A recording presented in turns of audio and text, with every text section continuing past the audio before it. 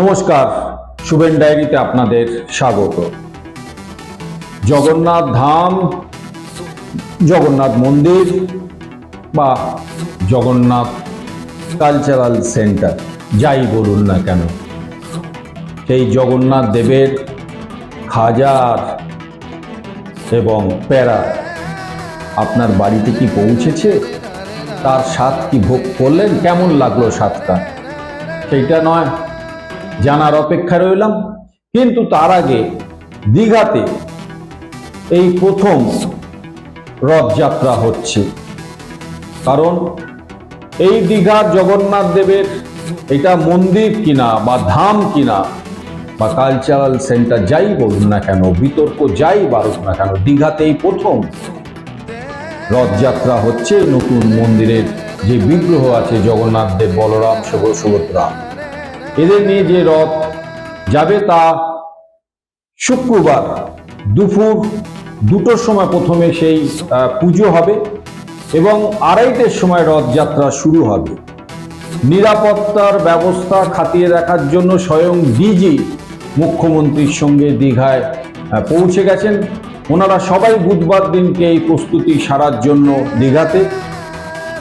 বৃহস্পতিবার দুপুরবেলা মুখ্যমন্ত্রী, ডিজি এবং অরূপ বিশ্বাস, মন্ত্রী চন্দ্রিমা ভট্টাচার্য সবাই দীঘাতে রয়েছেন। তারা এই প্রস্তুতির কাজটা সারছেন। যা জানা গেছে যে এই রথটা দীঘার যে রাস্তা দিয়ে যাবে সেই রাস্তার দুধারে ব্যারিকেড করা হবে।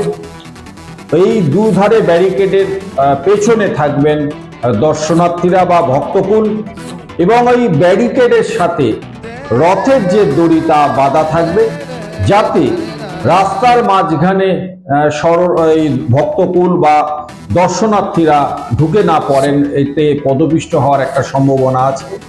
সেই কারণে ব্যারিকেডের সাথে রথের দড়ি বাঁধা থাকবে। ভক্তকুল ওই দড়ি স্পর্শ করে রথ টানার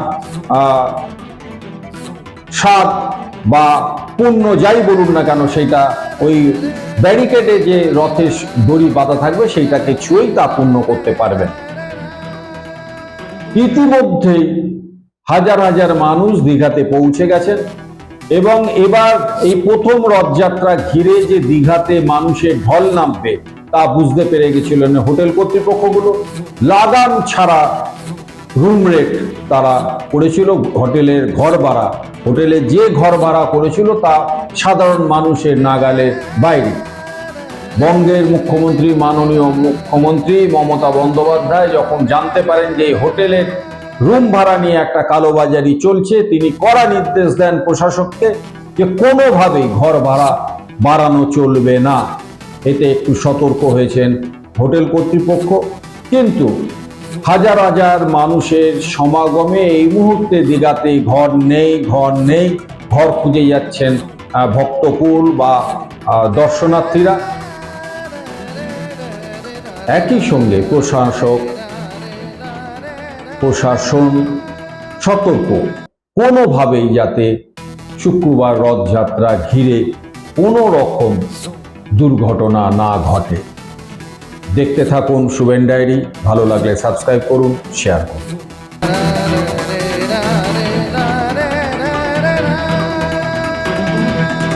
শুভেন ডায়েরি, শুভেন ডায়েরি।